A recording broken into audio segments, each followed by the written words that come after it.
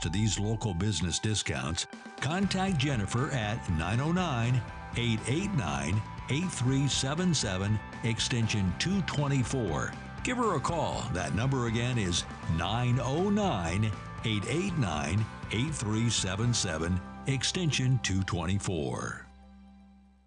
Are you underpaid and overworked? Is a living wage and employee benefits like affordable health care more of a dream than a reality for you and your family? If so, it's time to form a union. Don't be denied the wages and benefits you deserve. Come together in a union with the power of numbers. A union is not a privilege, it's your right, and it will make a difference. Contact Teamsters Local 1932, a powerful and successful labor union in San Bernardino, by visiting Teamsters1932.org/organize to start today. Labor unions built the middle class, and the middle class built America. That's the message from Teamsters Local 1932, a strong and successful labor union based in San Bernardino that represents over 14,000 hardworking people across the Inland Empire. The Teamsters are ready to help you organize for better pay, increased benefits, and improved working conditions. Reach out to Teamsters 1932 at Teamsters1932.org/organize to speak with an organizer today.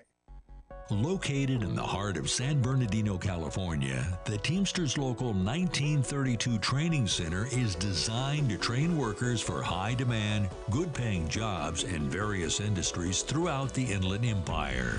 If you want a pathway to a high-paying job and the respect that comes with a union contract, visit 1932trainingcenter.org to enroll today. That's 1932trainingcenter.org.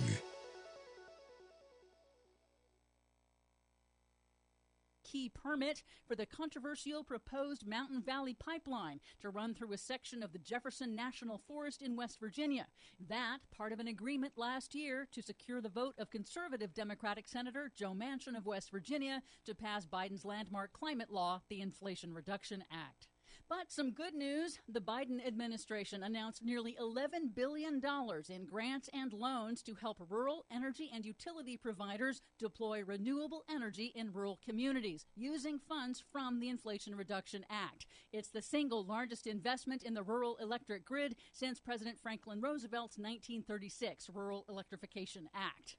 Finally, wind energy has generated more electricity than natural gas for the first time in the UK.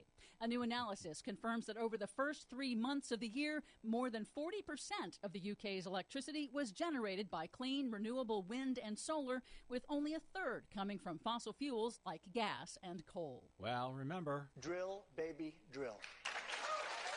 For much more on all of these stories and the ones we couldn't get to today, check out our website at greennews.bradblog.com.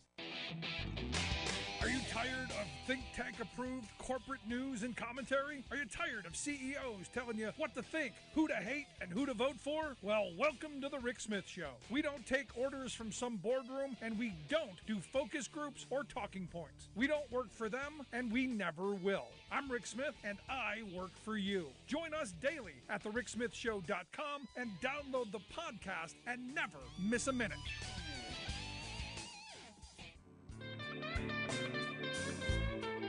Welcome back to the Rick Smith Show. Now, here is Rick Smith. So over the weekend, I had this interesting conversation. Red Hat explaining to me that the Trump tax cuts didn't actually go to billionaires.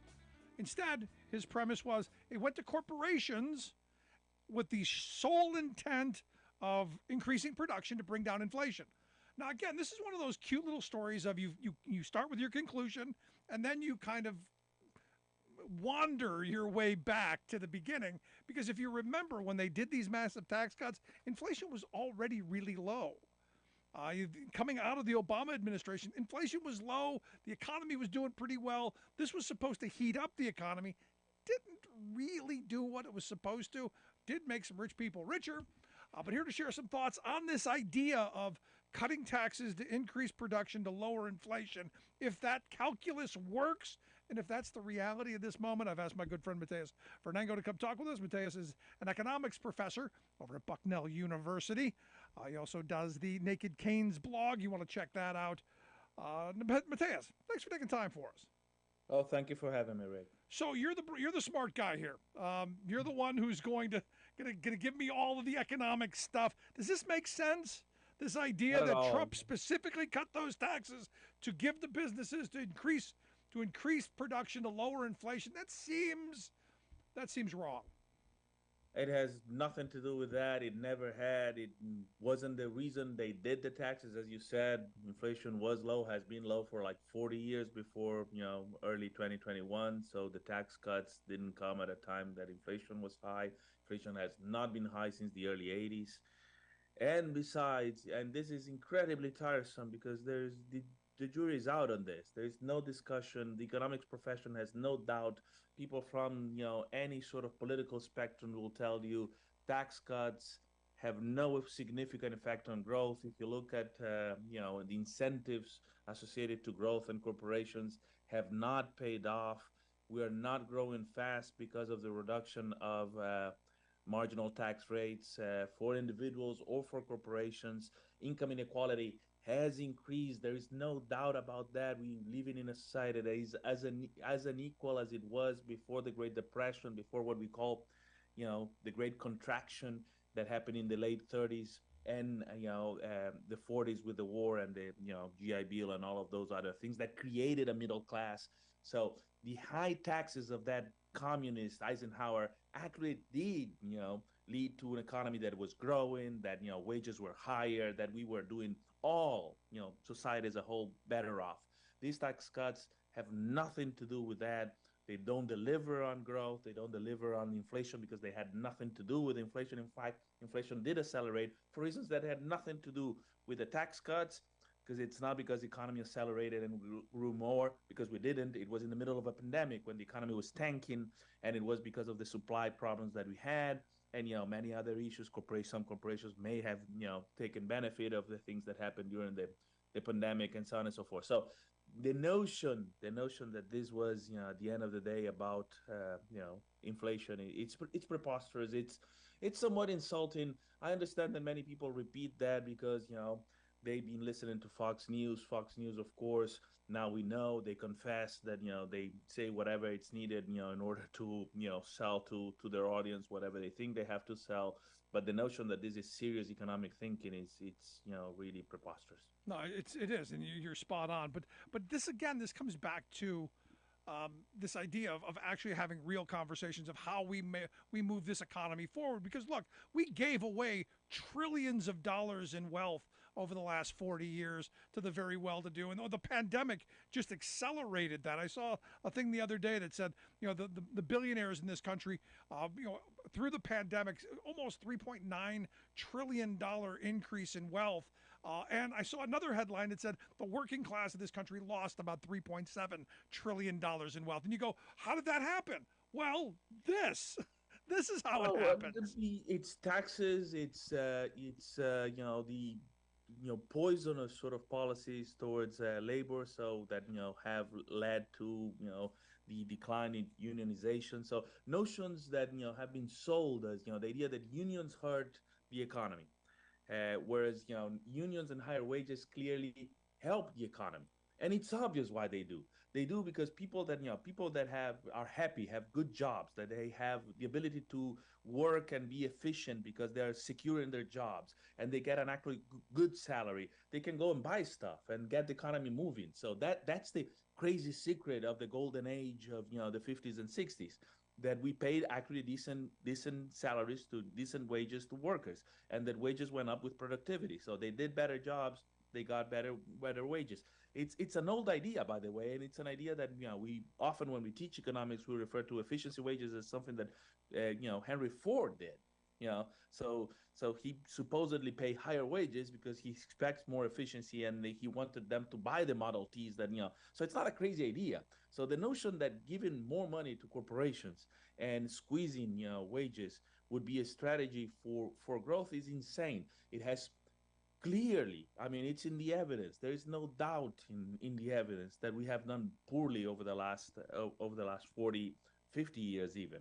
So going back to the 50s, that has nothing to do with inflation. It has nothing to do. It has a lot to do, I should say, with the question of how we're going to continue to spend money. So, are we going to continue to cut taxes for the wealthy, or are we going to expand expenditures on certain programs that, first of all, revitalizing industry in this country, spending more on certain things that will create good jobs, jobs that, are high paying union jobs, for example. And, can we still continue to do those things? And, this is what we're in the middle of with the, debates on the debt ceiling and so on and so forth. No, get the So hammers it's and a political issue. the pitchforks, and the torches, and burn neoliberalism to the ground, and be done with it, and undo the damage that it Oh, caused. yeah. To me, that's a start. It would be a start. I mean, I'm sorry to say that all of this is political. So there is a lot of stuff that, and the economics profession has played a role. So there are few economists that are willing to, very much like Fox News, being hired guns for conservative people saying absolutely, part of my French, idiotic things. There's no better word for this. They're idiotic. That makes no sense. The notion that this kind of stuff that hurts, the average person in the economy, they are, hurts workers, would be good for the economy as a whole is insane. In no place it has worked. So it's as simple as that. But when they focus group test it and they think tank approve it, it tells a nice story that if we give the job creators all the money, that they'll bestow their benevolence will trickle down to us. We'll all be able to support our family. It's going to be great. It's utopia. Only the problem is the insatiable appetite for more by the folks at the very top never ceases, and their pockets never fill, and nothing ever spills out. And we end up with a billionaire class that pays virtually no taxes and does very little. And the working class continues to work longer and harder for less and less. And we're in this political moment, because you said it a second ago. All of this stuff that we've done, it's political. Policies got us here. Bad policies got us here. We can change this, though.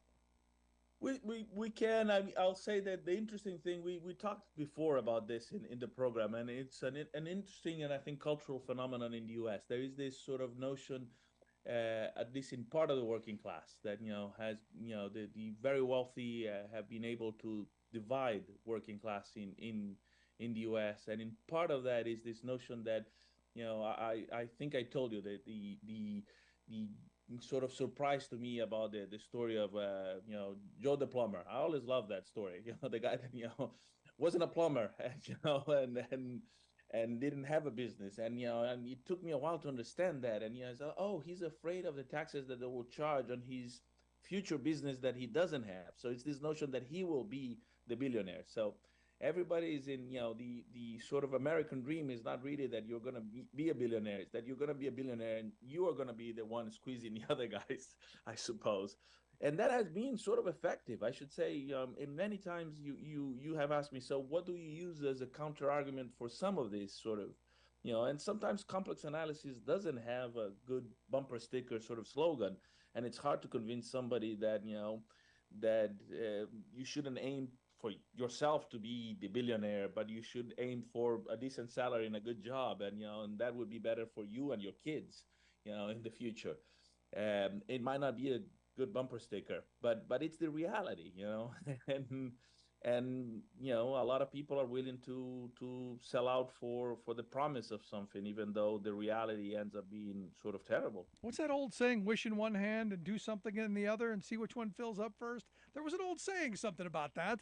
You're listening to the Rick Smith Show here with Mateus Vernango, professor of economics at Bucknell University. Make sure you check out his blog, nakedkeynesianism.blogspot.com. We'll get links out on social media. You can take a look at that. Now, the polling on the debt ceiling stuff, 60% of people want to see cuts. I'm not entirely opposed to the idea of cutting. I think cutting spending is not a bad idea. All depends on what we're cutting. I think the Biden folks have come out with an idea, a way to reduce the deficit by doing some pretty targeted cuts, like cutting $200 billion to big pharma, cutting $31 billion to the oil and gas industry, cutting $19 billion to the real estate industry, cutting $24 billion to the crypto trading loophole. There are cuts we could make. But Sure. Don't get me wrong. I'm all for making cuts on those things. But if you ask me overall, do we need to cut overall? I think not. I think that we should cut all of those things and we should spend more on things that we haven't spent. The notion we have health care for the very elderly in this country, but we don't have for kids. We have chips, we have some patchwork, but we don't have health care for everybody. And we should be spending more on that. And that should be public health. It shouldn't be through the private sector. We should be subsidizing heavily, Medicare and Medicaid, and those things should have. I mean, it's a question of civilization, and you may very well say, wait a second, aren't we spending too much? Shouldn't be reasonable to cut overall too, and cut in the particular places that you said, the wealthy corporations, and so on and so forth. Things that we shouldn't be giving money to cryptos. That's a scam. We shouldn't give money to scammers. So that's fair enough. We shouldn't. But on the other hand, so how did we eliminate? So when we were at the end of the Second World War, we spent humongous amounts of money to defeat fascism that, was abroad, not inside. And we defeated fascism. And we did, expand health, gave benefits to housing and education for lots of people. How did we do that? We spend more. But the debt overall came down. Why? Because we spent in things that allowed for higher growth. We gave people money so that they can go and study, and we increased productivity and we produced more. And so even though we're spending more, the amount of that and our ability to pay that debt went down. And that's the solution for this thing. So the solution is cut spending where we shouldn't be spending, but spend stuff that it's intelligent, that we should be spending because it will promote growth and well-being of the population, of working class people in this country. And we haven't done enough of that. So the truth about this is that we have for so long, kept not spending on things that are essential, that we need to spend on certain things. Infrastructure, this. We used to have trains that went every place and they were efficient. And we're lagging behind on those things. And there are many of those things that we need to do in order to bring this economy back to, a reasonable place, not just for the billionaires, but for everybody. So I am somewhat against the idea of negotiating on the basis of cutting.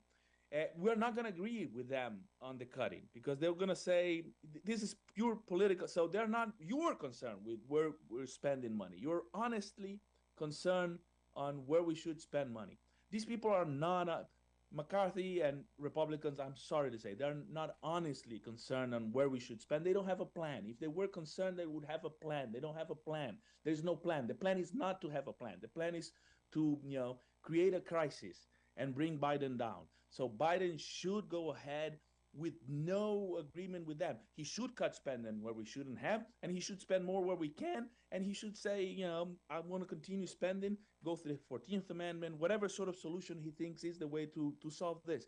Very important people, Lawrence Tribe, the Harvard professor, has said that he thinks now the 14th Amendment says that the debt ceiling doesn't, it's unconstitutional. So we should go that way and eliminate this forever from the Republican tools of, sort of trying to bring down democracy.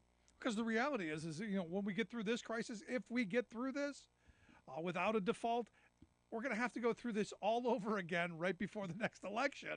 Yes, we do it every year. So we did it in 2011 and then again in 2013 or whenever it was with Obama. So we had this before, so it's not new.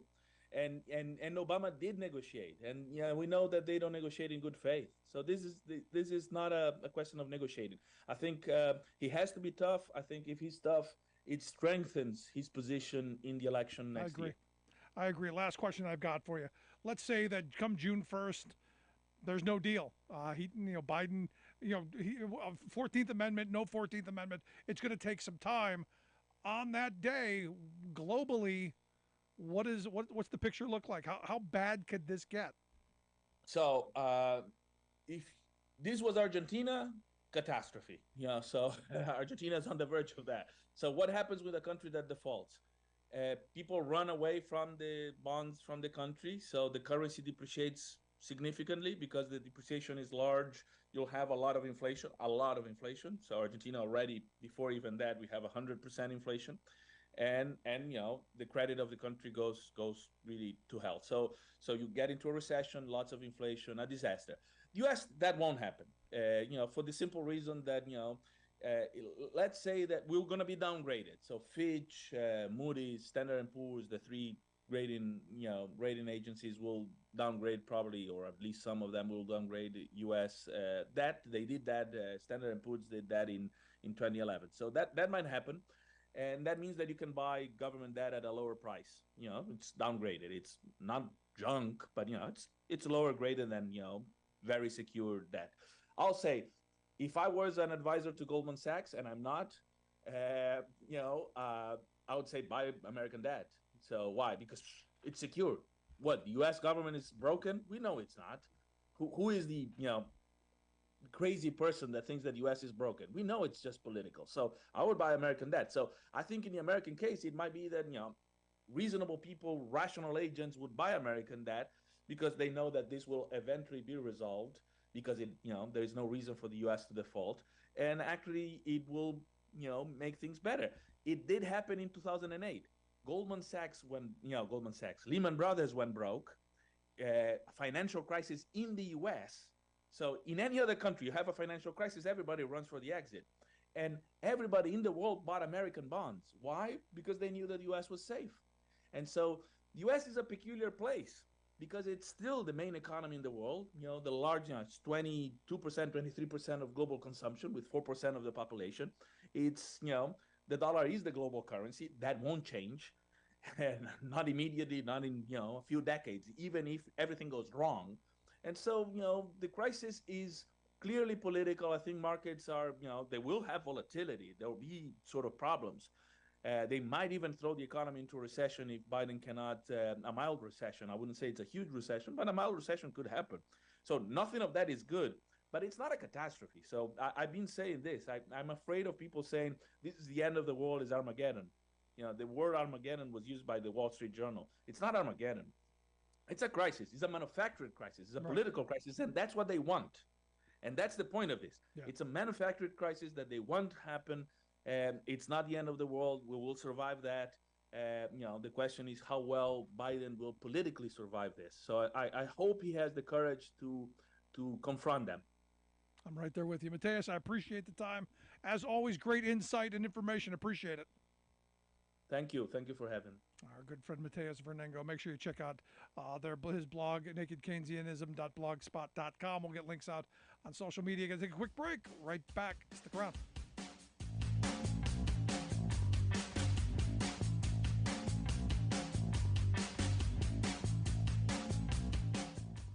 We are AFGE, the American Federation of Government Employees. We represent 700,000 federal and D.C. government workers who are the vital threads of the fabric of American life. We support our nation's military. We take care of our nation's veterans. We protect our nation's borders. We respond to our nation's crises and natural disasters. We provide services to our nation's seniors. The American Federation of Government Employees. We work for America. We are AFGE, the American Federation of Government Employees. We represent 700,000 federal and D.C. government workers who are the vital threads of the fabric of American life. We support our nation's military. We take care of our nation's veterans. We protect our nation's borders. We respond to our nation's crises and natural disasters. We provide services to our nation's seniors. The American Federation of Government Employees. We work for America.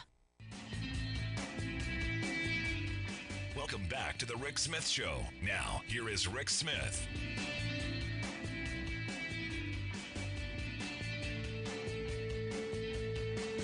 So the good socialist president, Dwight David Eisenhower, in an open letter to America's students, he published this while he was the president of Columbia University. He said, "Never let yourself be persuaded that any one great man, any one leader is necessary to the salvation of America. When America consists of one leader and 158 million followers, it will no longer be America." And this is one of those things where you go, wow, Ike was not wrong. The good social. Now, again, Ike wasn't he was probably the only middle of the road president. He wasn't sure if he was going to run as a Democrat or a Republican. He eventually was a Republican, and that went that way. But he was a get it done kind of guy. My favorite quote of him is his all time is the one where he wrote in a letter to his brother Edgar, where he said, if anybody would come out against unemployment or Social Security or unemployment or the Farm Bill, they'd never be heard from in our political history. There are a few Texas oil millionaires and business people, Howard Hunt among them, but their numbers are negligible and they are stupid. And the reason I love that quote is because if you now fast forward, all these years later, stupid is running the Republican Party and sadly the country. And look at where we are.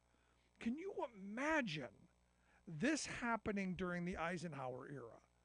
Can you imagine a Republican Party like that back then going, we're going to deliberately cause a recession.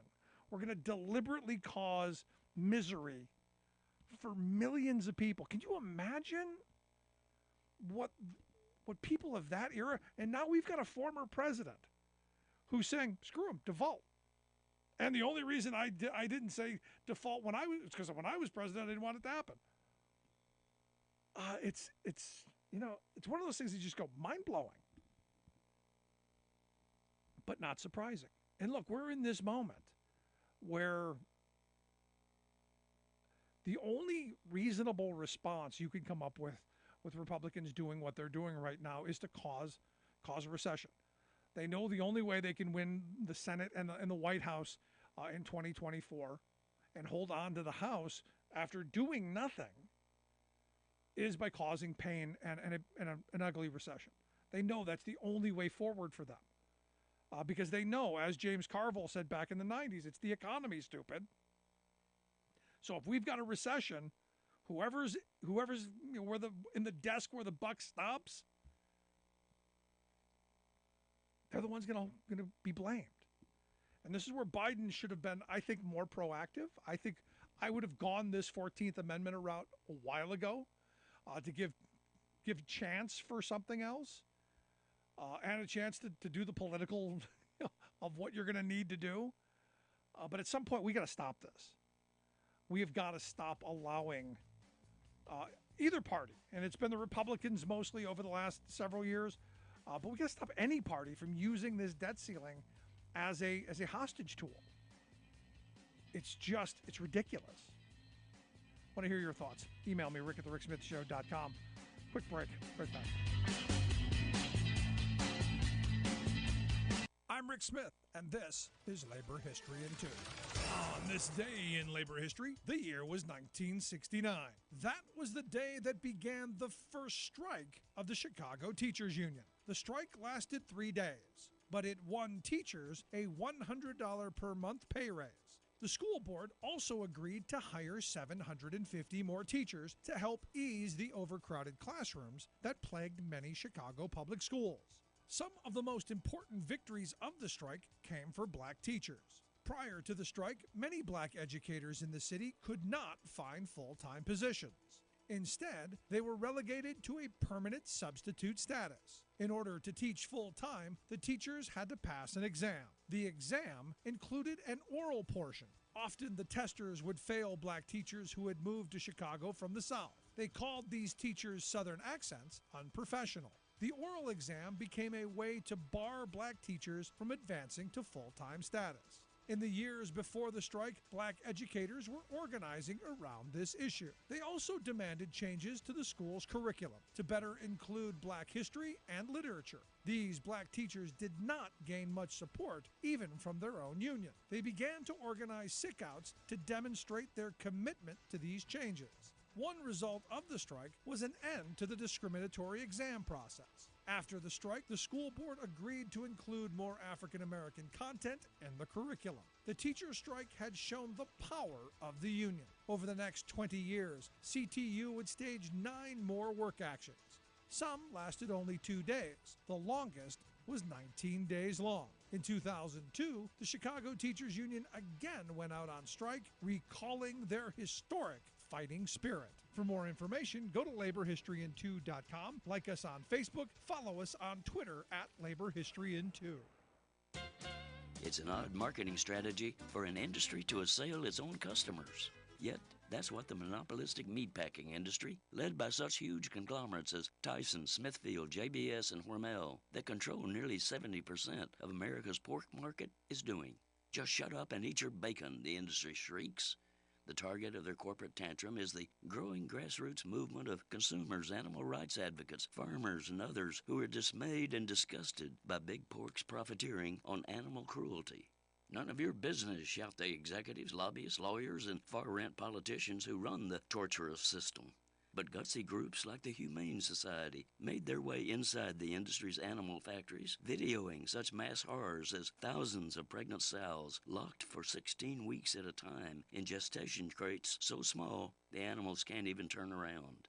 In 2018, such exposés prompted 60% of California voters to approve a ballot initiative outlawing the use of these inhumane crates. Adding plutocratic stupidity to their greed, the pork barons then sued the people for overreaching their power. Yes, the pork profiteers actually asserted that democracy, i.e. people power, must not interfere with, quote, sound business practices. Never mind that few of us uncorporatized commoners consider animal suffering to be a sound practice. Even the corporate coddling Supreme Court gagged at the industry's claim that it has the sovereign power to dictate what type of pork chops are available to the public. This month, in an odd-fellow 5-4 decision rendered by 2 progressive judges and 3 corporatists, the court ruled that policy choices like these usually belong to the people. Well, yes, and to the animals. This is Jim Hightower saying, here's an example of how grassroots activism matters in important ways. To stay involved, go to humanesociety.org.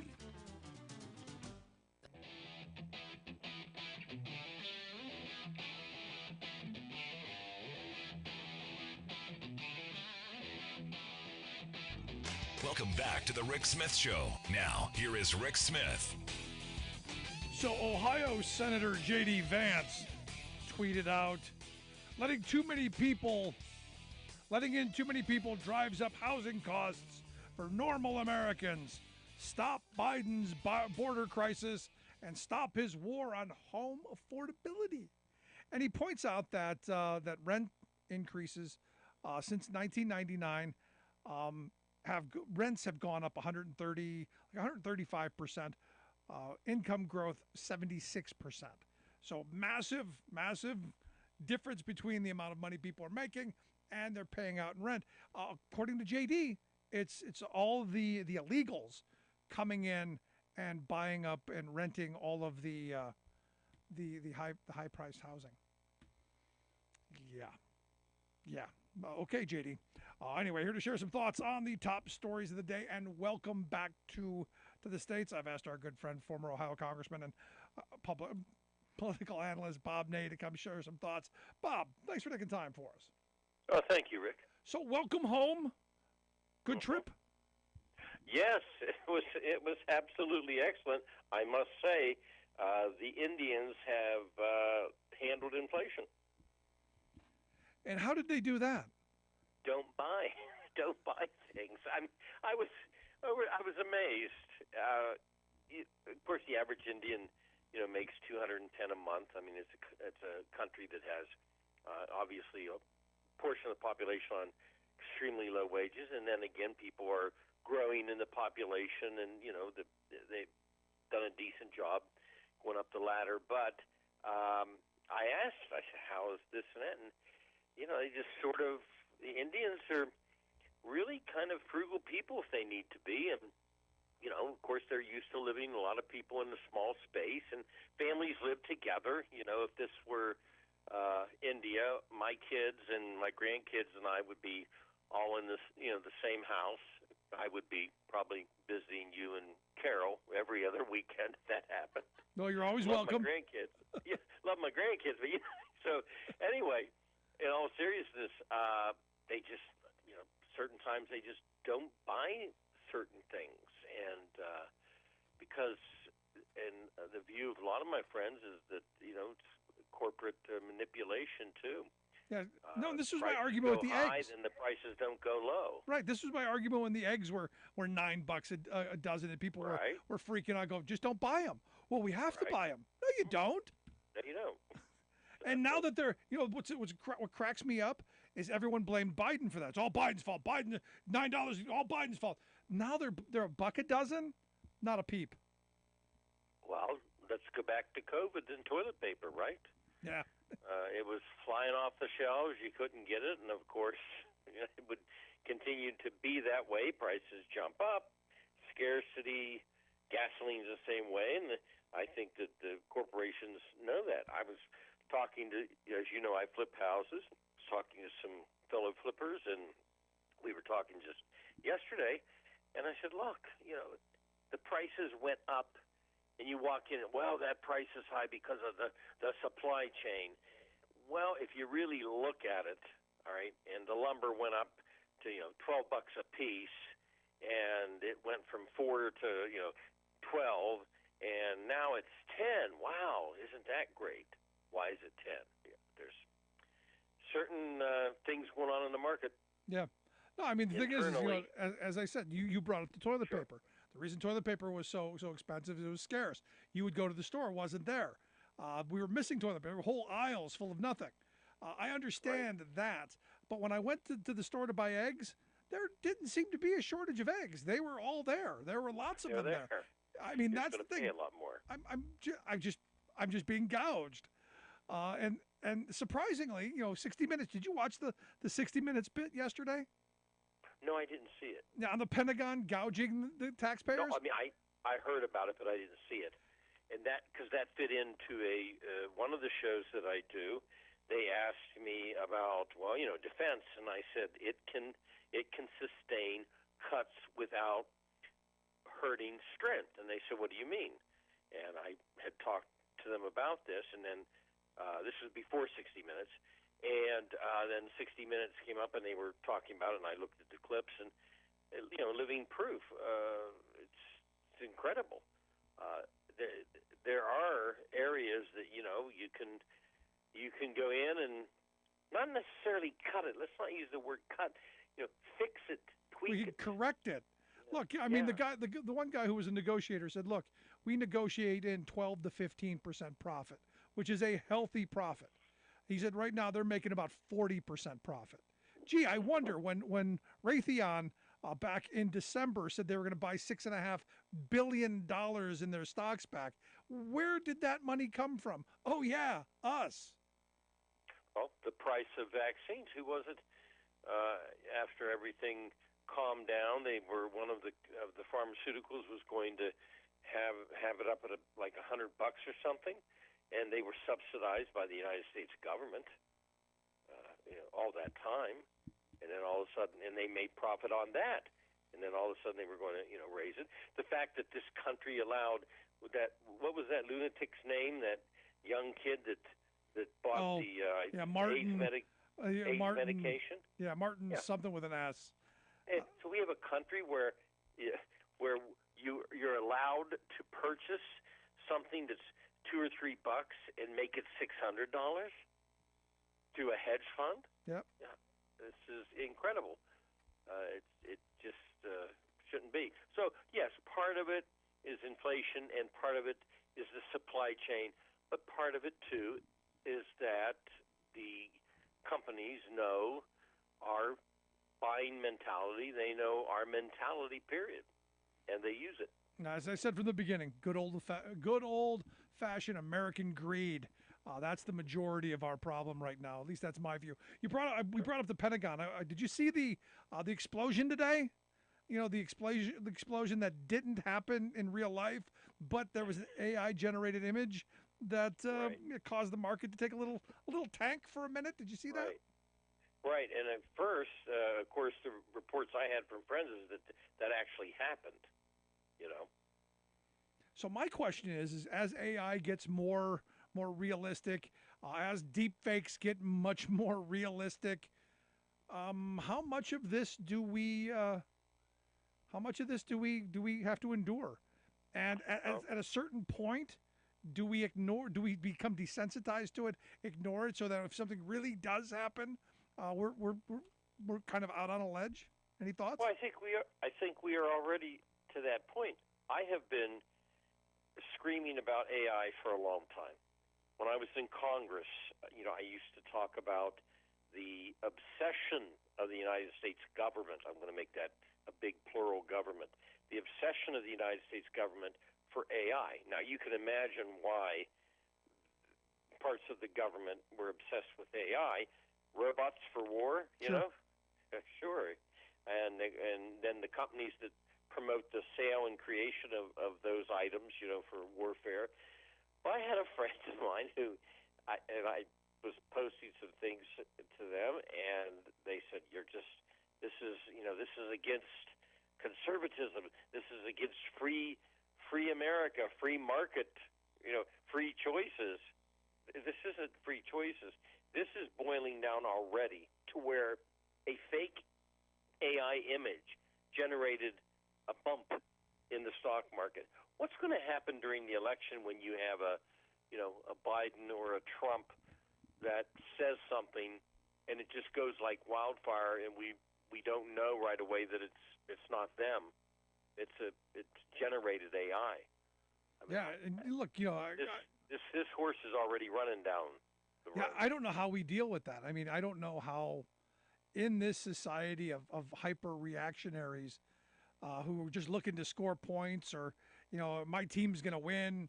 I don't know in the red hat, blue hat world. I don't know how we do this. I don't know, but it's right now it's just out there, and you can do what you please. And I worry internally too what the government's doing, in the sense of who's looking at it. And this brings, because my friends have laughed at me, but this brings shades of the Terminator. You've got who in the Congress, in the government, knows exactly what agencies are doing or not doing with AI. Who knows? Is there any internal regulation? Those are questions that need to be asked. And the answer can't be, well, in the interest of national security, we can't tell you. Because that's the standard answer, in the interest of national security, which usually means hold on, because you're in for a bumpy ride. So as a former legislator, is it too late? I mean, have we allowed this to go on for far too long? I mean, not just here in the U.S., but as a globe, has this gone too far out of hand? Yes, I think it has. And all of a sudden, if you notice, when did this whole AI deal kick in? I mean, in the last 90 days, you saw more sponsored items on Facebook. The guy with the green face, sometimes they made it look like Morgan Freeman because of his voice, and they're talking to you. I can write any topic you want me to write on.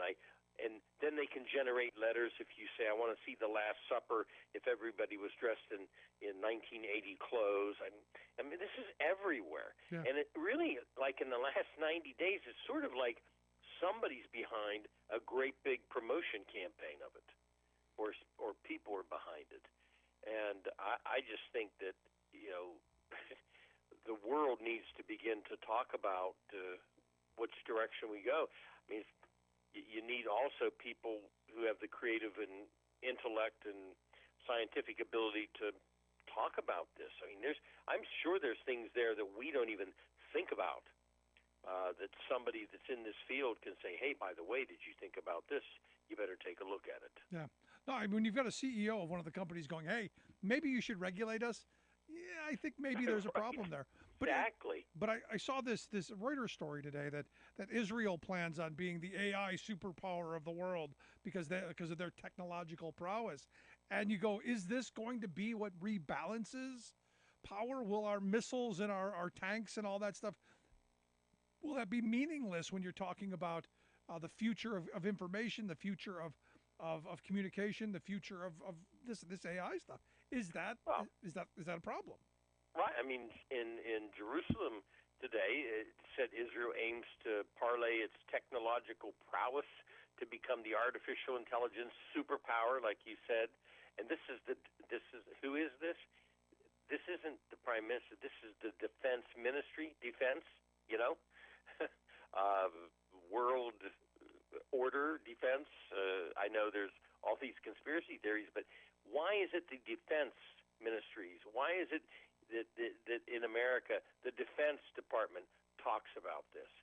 And they were talking in Israel about advances in autonomous warfare, and streamline combat decision making. Now, what does that mean? Those two computers, we've taught them to talk to each other. They're going to make the decision who's going to get hit or who's not going to get hit.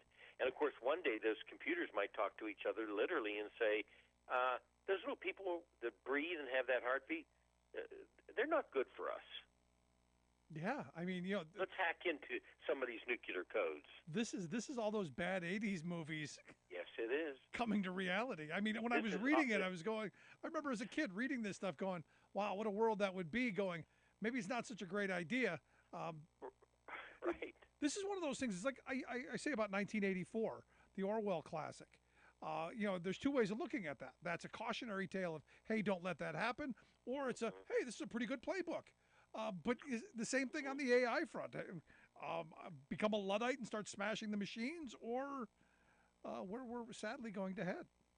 Well, this is, Arnold can't run for governor again, but that old expression, all to be Bach, from the Terminator movie is not far off. Wow. Yeah, it's a problem. Let there be and fun. Somebody's got to talk about it. You're right, though. You have a CEO warning us. That tells you something. Yeah, that doesn't happen often. No, it doesn't. Finally, I want to get your thoughts, because you say that Trump isn't going to go to jail for the documents, but Ty Cobb, one of Trump's former attorneys, he's predicting Trump's going to do time, because evidently the information that we're finding out is that Trump was warned numerous times and counseled numerous times over the span of the year that he was holding on to stuff. And this former attorney for Trump saying, hey, he's going to go to jail. Do you agree or disagree? I disagree for several reasons. One, I don't believe that the Department of Justice is going to pull the trigger on this, legally. I just don't believe they're going to do it in the end. And part of it is the problem, and I know it's a different deal of, how many documents Biden had and the cooperation or not, et cetera, and Pence had documents, but it's a factor. And nobody can tell me that in justice they aren't sitting there thinking, well, he had documents, he had more, he had some in his garage. I mean, they're having these discussions. I just think they're not going to go after Trump on that. The other thing is, this will be, and I've read about, the lawyers, of course, but this will be a game of one lawyer said this, the other's lawyer said that, and then there's the little poison pill that comes out of, so somebody advised the lawyers, or, somebody within the document system. So I just think it's so twisted and convoluted at this point. I just don't think he will do any time for this whole thing. Well, we will see how it plays out. But it's interesting that one of his lawyers saying he's going to go to jail. Oh, yeah. It is. We surely will see. Is.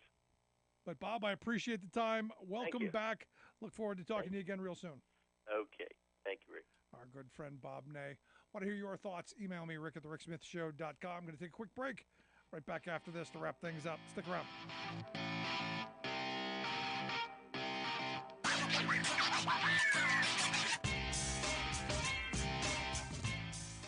I'm Rick Smith, and this is Labor History in 2. On this day in labor history, the year was 1895. Labor organizer Eugene V. Debs began a 6-month prison sentence in Woodstock, Illinois.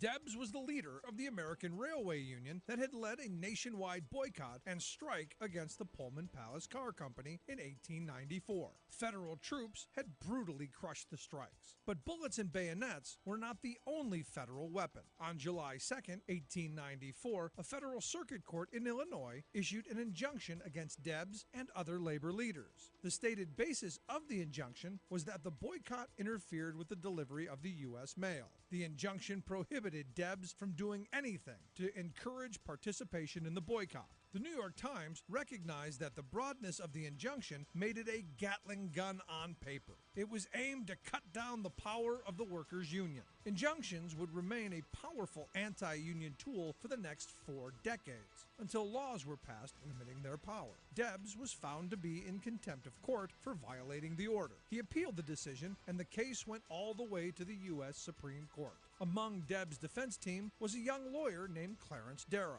Darrow would go on to become a legal champion for working people. The Supreme Court upheld the legality of the injunction, and Eugene Debs reported to prison. While serving his sentence, he spent much of his time reading. It began his political transformation and caused Debs to begin to question the capitalist system that seemed rigged against working people who dared to try and stand up in solidarity. Soon after prison, he became a socialist, running for president 4 times. In November, Debs finished his sentence and returned to Chicago to a crowd of thousands of cheering friends, supporters, and workers. Labor History in 2 brought to you by the Illinois Labor History Society and The Rick Smith Show. Are you tired of think tank approved corporate news and commentary?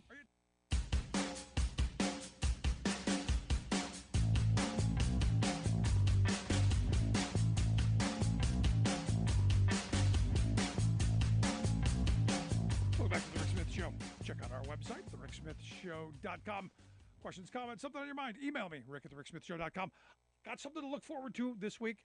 As a Pennsylvania resident, everyone else indulge me, but State Senator Doug Mastriano says this could be announcement week. He is teasing what he is saying is crazy good news that he may run for Senate. Oh, please. This is one of those things where I'm going, oh, please.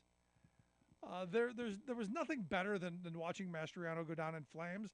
I mean, he was even worse than the last crazy Republican that ran for governor, Scott Wagner, who literally threatened the incumbent governor to stomp on his face with golf spikes because, the governor put up a billboard, was calling him out.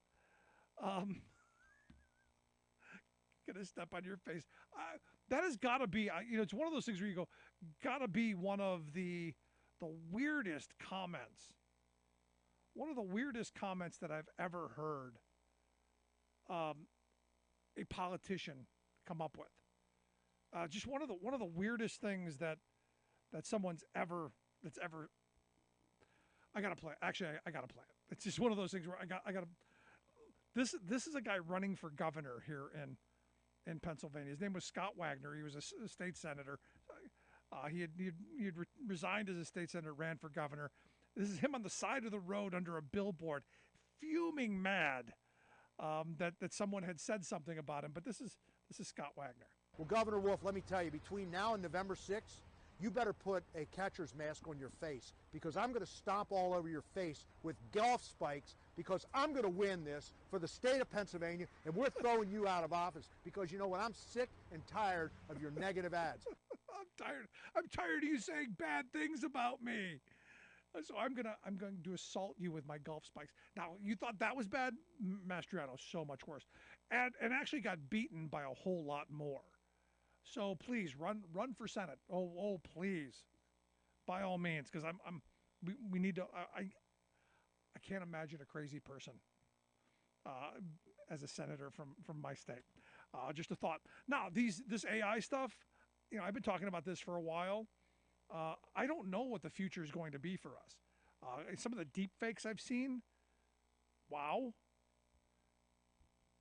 Remember not too long ago, and this is my problem.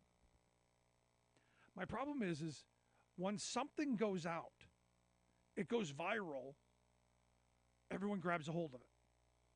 undoing the damage that it did is darn near impossible. I've talked to a couple of people here recently. I go, hey, did you hear about that story in New York where they're bringing in the illegals and they're kicking the veterans out of the hotels? And they're, yeah, that's horrible. I can't believe that's going on. They all heard it. It never happened. It was staged. It was a lie. And it got picked up in place after place after place. And, it was just one of those things that because of social media, now there's a part of me that goes, maybe this is a moment where we all collectively go, everything you see on social media is BS. Maybe there's a moment where you go, Twitter at one point had a verification system where, when you had your blue check mark, you had a code of conduct. You had to follow some rules or you could lose it. Like you couldn't spread propaganda. You couldn't spread, this kind of absolutely false information, or they would take your coveted blue check. Now for $8, any idiot with one follower can be verified, which is completely done away with the value of it. There's no social media that you go, oh yeah, that's a verified source now. All the verifications come with some kind of a payout or some kind of a monetary part of this where you go, I'm sorry. The people who are spending this money to get this kind of attention, I don't know that I'm buying into. And especially the viral stuff. I mean, it used to be what I said of Twitter back in 2011. While we were in Wisconsin sleeping on the Capitol floor, I would joke, thank you, CNN, for telling me what's on Twitter. Because the people who were on the ground were tweeting what was happening in those moments. They were taking videos of what was going on inside the Capitol. There was some citizen journalism going on. And there were people who came out of that with integrity. And, it wasn't about getting attention. It was about, getting out the story. That is now morphed into, a little over a decade later, into it's all about the attention. It's all about the clicks and the views and how much they can monetize it. So my concern